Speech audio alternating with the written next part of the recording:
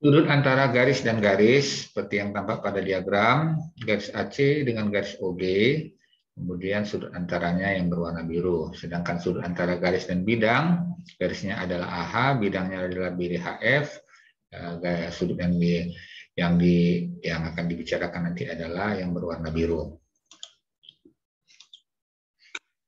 Sebelum kita lanjutkan, kita akan membicarakan terlebih dahulu perbandingan sudut pada segitiga siku-siku, di mana segitiga siku-siku ini ya, siku-sikunya, kemudian ada sudutnya, ada singkatan D depan, mi miring sa samping. Jadi sin demi adalah sinus depan per miring, kosami samping per miring, tangan depan per samping, atau tangan bisa juga dibuat menjadi sin per kos. Nah, di sini yang perlu mungkin sebagai catatan adalah penentuan D-nya. Jadi di depan sudut adalah D. Jadi kita jangan sampai tertukar antara D dengan sa. Kalau miring sudah pasti hanya letaknya hanya di sini. Tapi D sama sa ini bisa bertukar ya. Jadi kalau sudutnya di depannya itu adalah D, otomatis yang satunya lagi tentu jadi sa. Jadi kalau sudutnya kita pindah ke atas, maka ini pun bertukar, D-nya jadi di bawah, sa-nya di samping ini. Oke, sudut antara garis dan garis, kubus ABCD FGH dengan panjang lurus 8, di mana O titik pusat alas, tentukan sudut antara garis OG dan garis AC. Jadi kita tentukan dulu di mana letak O-nya. Nah, di sini O-nya, sebetulnya ini bisa kita buat satu lagi garis, jadi pas di perpotongan diagonal AC dan BD, disitulah letak titik O, kemudian kita tarik garis ke G, lalu kita tentukan sudut yang diminta, yaitu GOC. Nah, kita cermati dulu di sini segitiganya adalah segitiga siku-siku karena GC sebagai garis tinggi itu tegak lurus terhadap AC. AC ini adalah garis yang terletak pada bidang alas. Ingat tadi ya, garis tinggi dan bidang alas selalu tegak lurus. Maka semua garis-garis yang ada pada bidang alas akan tegak lurus terhadap GC asalkan perpotongan antara garis dengan bidang dari titik C ini kita buat garis-garisnya ya. Jadi dari GC, C ke D, C ke A, C ke B, ya itu adalah tegak lurus. Jadi sudah pasti GCO, siku-siku di C ya. Nah, kemudian kita buatkan tangannya. Jadi tangan tandesa GC per OC. Sebetulnya bisa saja kita gunakan sindemi kosami atau sindemi atau kosami ya, tetapi sini kita pakai aja tandesa.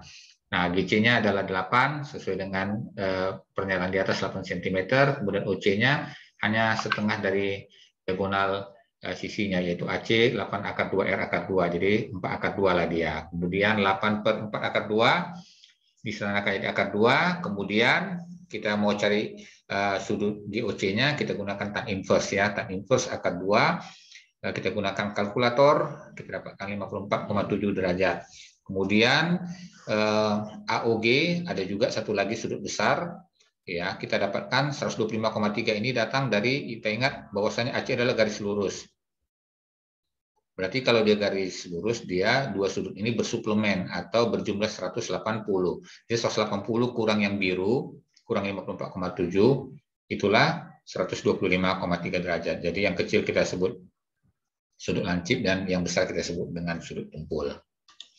Nah, secara kalkulator kita juga bisa berhitung tan inverse akar 2 ini ya.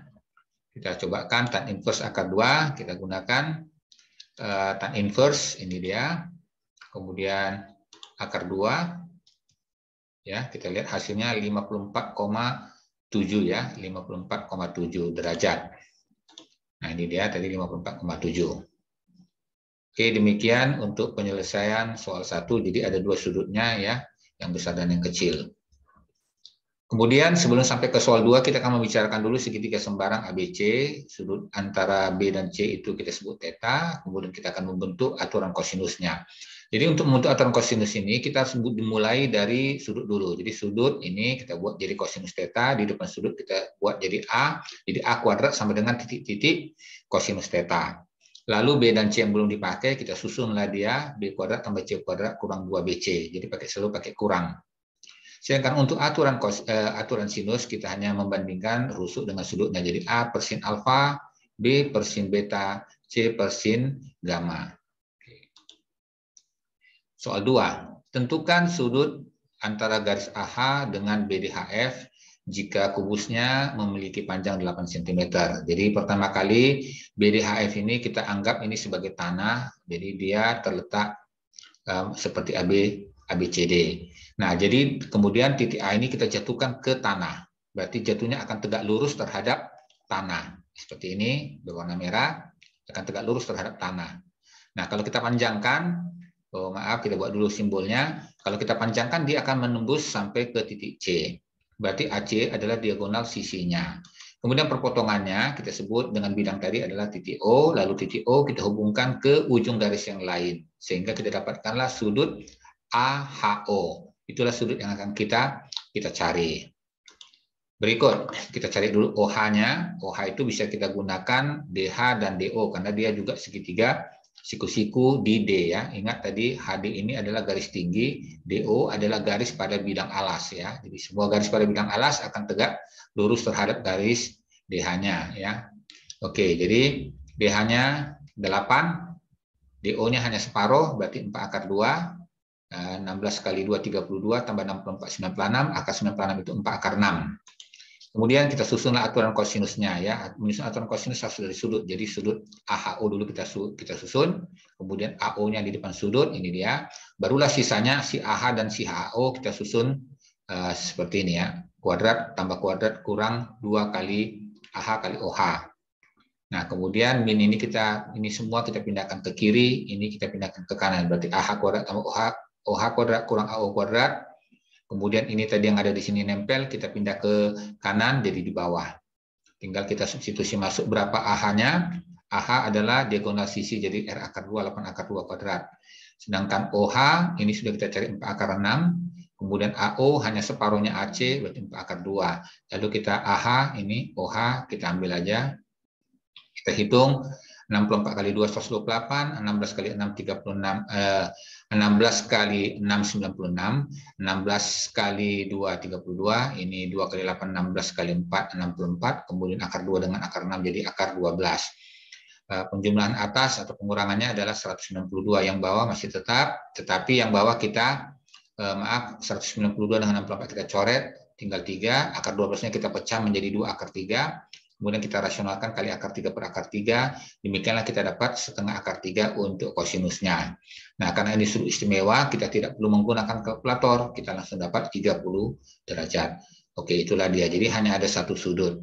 Sebetulnya masih ada sudut satu lagi yang besar, yaitu 180 kurang 30, yaitu 150. Tetapi letaknya tidak di dalam gambar, jadi kita abaikan. Jadi jawabannya hanya 30 derajat. Oke. Kemudian soal yang ketiga, kubus ABCDFGH dengan panjang 8 berarti masih sama, garis EC dengan bidang ABCD. Jadi ini kita jatuhkan dari titik E ke bidang vertikal, ya jatuh pada titik A, kemudian kita sambungkan A ke C, kita buatkan siku-siku. Ingat tadi AE itu garis tinggi, ABCD itu alas, AC adalah garis yang terletak pada alas. Oke, kemudian kita tentukan sudutnya, lalu kita buatkan tandesa. Boleh saja sih kita pakai sin atau cos. Dan di sini yang lebih mudah tan, kita tinggal ambil AE atau EA per AC ya. EA-nya itu adalah 8, kemudian AC-nya itu 8 akar 2 ya, karena diagonal sisi. Kemudian kita sederhanakan, dapatlah akar 2 per 2. Kemudian ini kita gunakan kalkulator, kita dapatkan 35,3 derajat. Sebetulnya masih ada satu sudut lagi, tetapi itu pun berada di luar gambar, jadi itu kita abaikan. Nah, kalau kita lihat dengan kalkulator juga bisa, ya, tan inverse akar 2 per 2 tadi ya. Oke, kita lihat tadi tan inverse ini akar 2 udah tadi kan, kita bagi 2 saja tinggal. Mana baginya ini? Kita bagi 2. Dapatnya 35,26 ya. Oke, jadi dia 35,26 atau 35,3 derajat. Baik, demikianlah penyelesaian untuk sudut antara garis dan bidang.